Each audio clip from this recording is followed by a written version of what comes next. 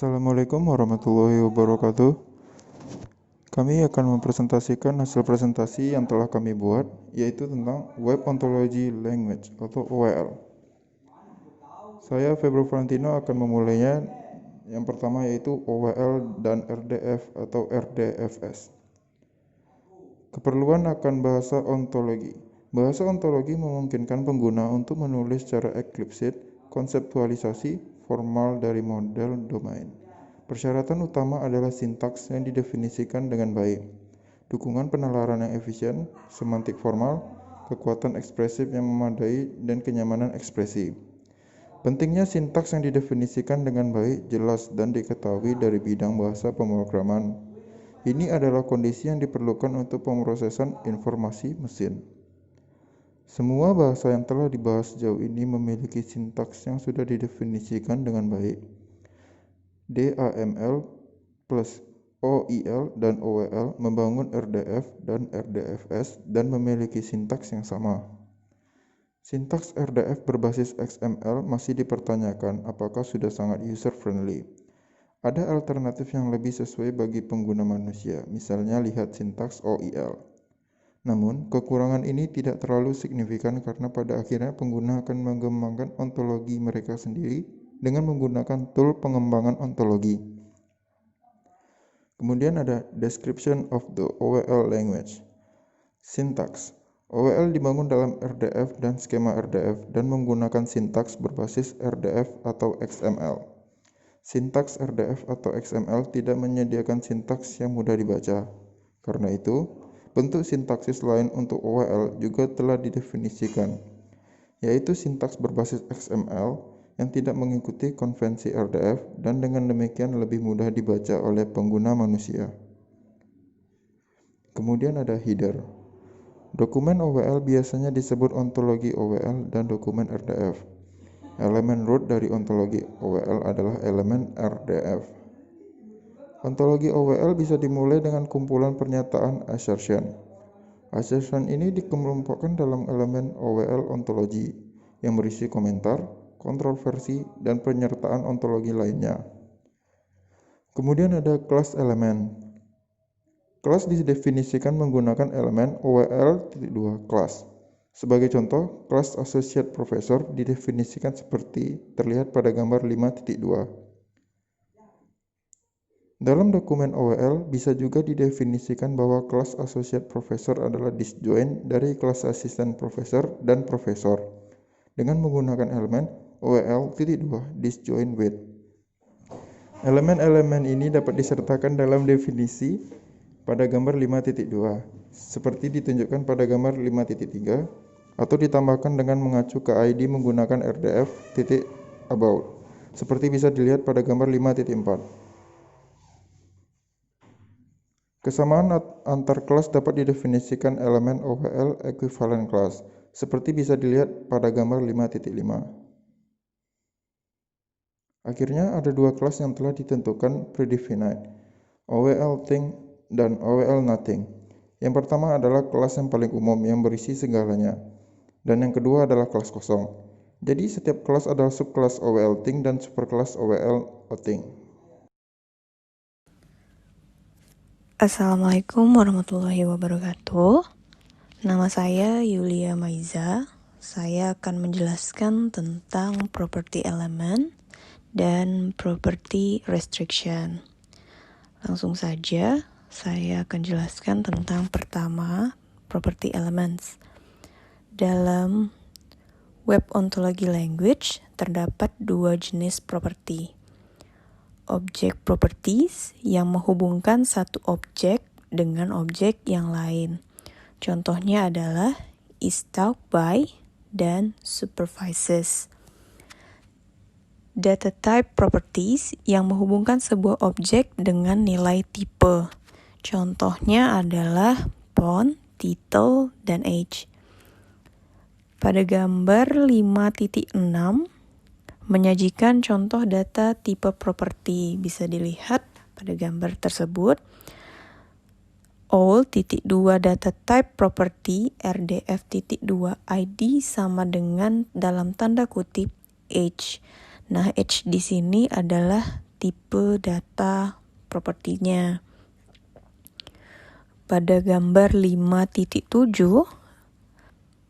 all.2 object property RDF.2 ID sama dengan dalam tanda kutip is taught by. Nah, is taught by di sini contoh dari object property juga. Kemudian Web Ontology Language juga menyediakan inverse property. Sebagai contoh adalah pasangan property is taught by yang sebelumnya dan teaches. Seperti bisa dilihat pada gambar 5.8 dokumen all, elemen all.2 inverse of. Di situ ada tulisan all.2 object property RDF.2 ID sama dengan dalam tanda kutip teaches. Nah, teaches ini adalah pasangan property is taught by tadi. Domain dan range dapat diturunkan dari kebalikan propertinya, pertukaran domain dengan range. Slide selanjutnya. Property restriction.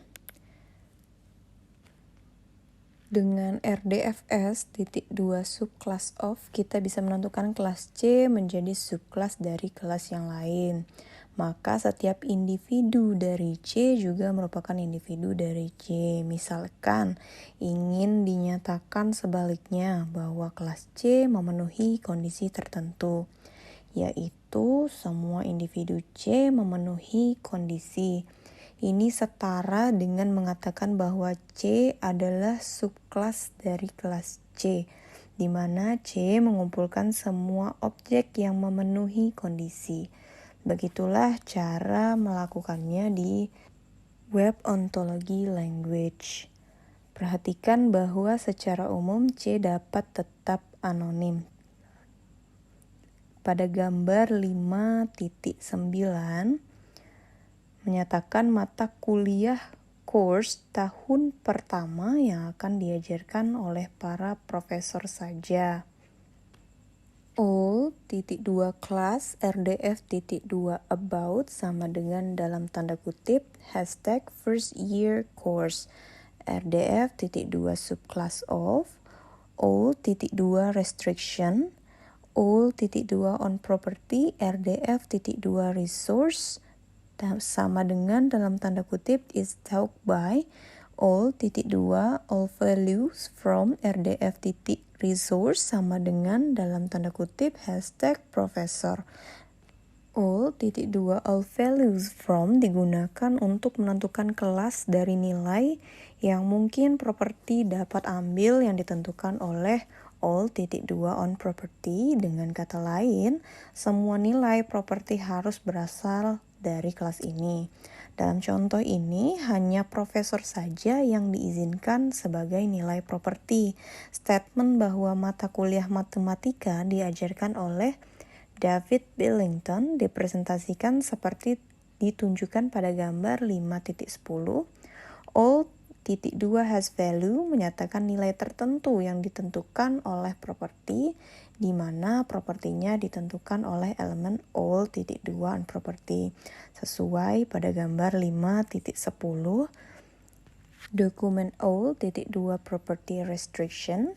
Nah, di sini all.2 class RDF.2 about dalam tanda kutip math course RDFS.2 subclass of all.2 restriction all.2 on property RDF.2 resource sama dengan dalam tanda kutip hashtag is taught by all.2 has value RDF.2 resource sama dengan dalam tanda kutip hashtag 949318. Nah, pada gambar 5.10 di sini ada tulisan yang menyatakan all.2 has value. Has value di sini itu adalah nilai tertentu yang ditentukan oleh properti. Jadi nilainya adalah 949318. Itu adalah nilai tertentu yang ditentukan oleh properti, di mana properti tersebut disimpan pada elemen all.2 on property. Assalamualaikum warahmatullahi wabarakatuh. Saya Ramadan Irwansyah. Di sini saya akan menjelaskan dari gambar 5.11. Sini contoh dari menyatakan bahwa dari gambar 5.11 ini menyatakan bahwa ada undergrad course yang diajar oleh sebuah individu dari kelas academic staff member masih memungkinkan bahwa that academic staff member yang sama mengajar postgraduate course ini dalam istilah logika disebut existential quantification.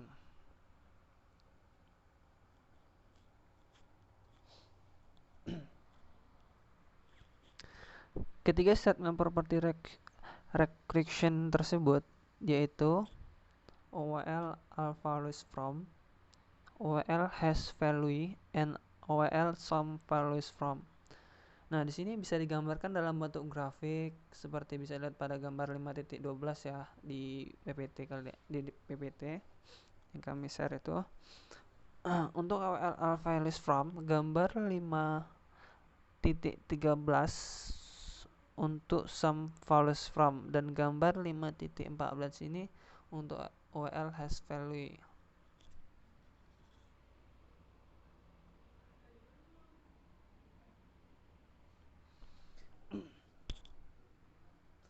Bisa dilihat ya teman-teman dari PPT-nya ya. Di sini gambar 5.11, 5.12. Ada juga 5.13. Berbeda-beda ya. Nah, selanjutnya dapat disimpulkan bahwa elemen OWL recursion mendefinisikan kelas anonim yang tidak memiliki ID. Nah, tidak didefinisikan oleh OWL class dan hanya memiliki lingkup lokal, hanya dapat digunakan di satu tempat di mana pembatasan tersebut muncul. Ada dua hal yang perlu diingat dalam mendefinisikan kelas. Yang pertama ini, kelas yang didefinisikan oleh OWL adalah kelas dengan ID. Yang kedua, kelas anonim lokal sebagai kumpulan objek yang memenuhi kondisi recursion tertentu atau sebagai kombinasi kelas lainnya atau disebut ekspresi kelas.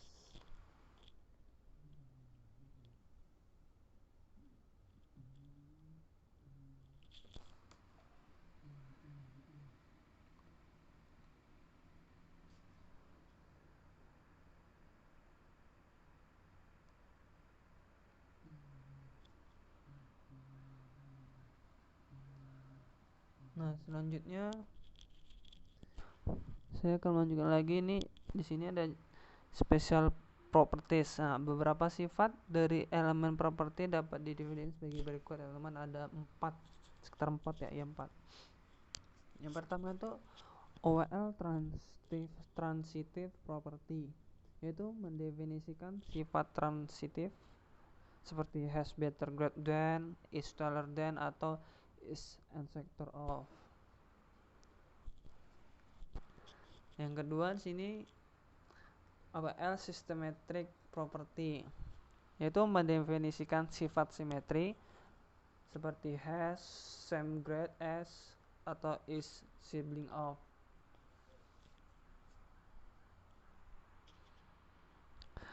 Yang ketiga di sini ada OWL functional property, yaitu mendefinisikan sifat yang mempunyai paling banyak satu nilai dari setiap objek seperti egg, height, atau direct supervisor.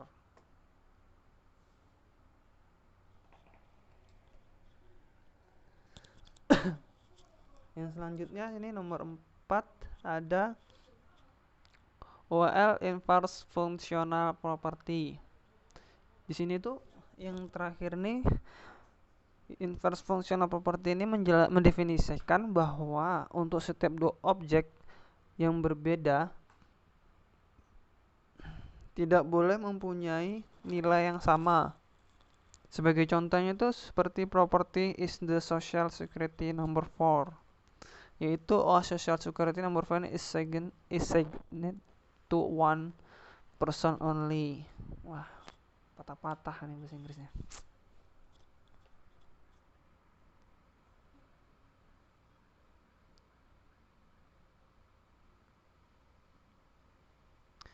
Di sini bisa dilihat ya teman-temannya gambar dari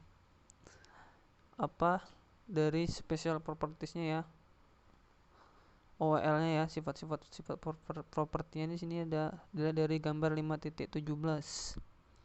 Di sini dijelaskan ya object property RDF ID has same grade as. Ada juga di sini RDF titik 2 tipe RDF resort OWL titik koma transitive property. Yang bawah lagi sini RDF tipe RDF titik 2 resorts sama dengan titik OWL titik koma systematic property. Nah, RDF domain RDF titik 2 resorts hashtag student. Nah begitu untuk seterusnya. Mungkin hanya itu yang bisa saya sampaikan, lebih kurangnya saya mohon maaf. Assalamualaikum warahmatullahi wabarakatuh. Assalamualaikum warahmatullahi wabarakatuh. Saya Sasmita. Saya akan menjelaskan tentang Boolean combination. Di sini, Boolean combination terdapat 3 kombinasi Boolean, yaitu union, intersection, dan complement. Sebagai contoh, bahwa course dan staff member adalah disjoint yang bisa dinyatakan dengan sintak OWL. Seperti yang bisa kita lihat di gambar 5.18, sifat-sifat properti OWL.2 complement of. Di sini mengatakan bahwa setiap course adalah instance dari staff member, yaitu tidak ada course yang menjadi staff member. Statement ini juga bisa diekspresikan menggunakan elemen OWL.2 disjoint with. Dan yang selanjutnya yaitu combination Boolean union, di mana kombinasi Boolean union ini dibangun dengan menggunakan elemen OWL.2 union of. Contohnya bisa kita lihat pada gambar 5.19 dari sifat-sifat properti OWL union of. Di sini tidak mengatakan bahwa kelas baru adalah subkelas dari union, melainkan bahwa kelas baru sama dengan union. Dan yang selanjutnya itu combination intersection. Intersection dinyatakan dengan elemen OWL intersection of, seperti terlihat pada gambar 5.20 sifat-sifat properti OWL.2 intersection of. Intersection antara dua kelas yang salah satunya didefinisikan secara anonim, yaitu kelas semua objek dari Departemen CS. Kelas ini berpotongan dengan fakultas untuk memberi informasi fakultas di Departemen CS. Dan di sini juga ada kombinasi Boolean yang bisa diekspresikan secara nested. Sebagai contoh, dokumen technical support staff OWL. Pada gambar 5.21, nested expression mendefinisikan bahwa administratif staff adalah bukan fakulti maupun technical support staff. Ya, bisa kita lihat ya, ini buka kurung OWL.2 kelas RDF.2 ID sama dengan admin staff. OWL.2 intersection of RDF.2 parse type sama dengan collection. OWL.2 class RDF.2 about sama dengan staff member. OWL.2 class OWL.2 commitment of OWL.2 class OWL.2 union of RDF.2 pairs tipe sama dengan collection. OWL.2 class RDF.2 about sama dengan faculty. OWL.2 class RDF.2 about sama dengan tech support staff. Dan ditutup dengan OWL.2 union of OWL.2 class OWL.2 commitment of OWL.2 class dan OWL.2 intersection OWL.2 class. Dan selanjutnya kita akan membahas enumeration. Enumeration adalah elemen OWL.2 one of yang digunakan untuk mendefinisikan sebuah kelas dengan melistkan semua elemen-elemennya. Contoh penggunaan enumerasi adalah melistkan nama-nama hari dalam satu minggu, seperti yang bisa dilihat pada gambar 5.22. Di situ ada menyatakan hari, dan yang pertama itu Monday, Tuesday, Wednesday, Thursday, Friday, Saturday, dan kembali dengan Sunday. Ya, mungkin itu aja. Terima kasih. Oke, nama saya Wan Muhammad Gary. Saya akan menjelaskan tentang instances. Sebuah individu dari kelas dideklarasikan dalam sintaks RDF karena pernyataan ketidaksetaraan semacam itu sering terjadi, dan jumlah yang dibutuhkan dari pernyataan semacam itu akan meledak jika ketidaksetaraan yang dinyatakan dalam jumlah besar individu. OWL memberikan notasi singkat, seperti ditunjukkan pada gambar 5.23, untuk menegaskan ketidaksetaraan pasangan dari semua individu dalam daftar yang diberikan. Contohnya ada di PPT kami, seperti ini. Oke, next, data types. Meskipun skema XML menyediakan mekanisme untuk membangun tipe data yang ditentukan pengguna, misalnya seperti data adult age, karena semua bilangan bulat lebih besar dari 18, atau tipe data dari semua string yang dimulai dengan angka. Jenis data turunan tersebut tidak dapat digunakan di OWL sebenarnya. Bahkan tidak semua dari banyak tipe data skema XML built-in dapat digunakan di OWL dokumen.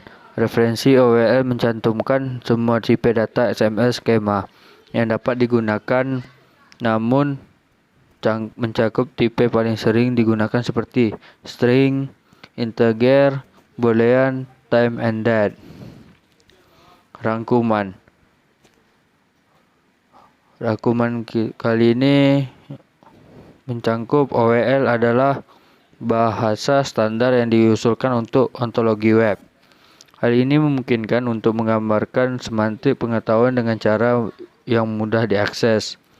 OWL dibangun berdasarkan RDF dan RDF skema.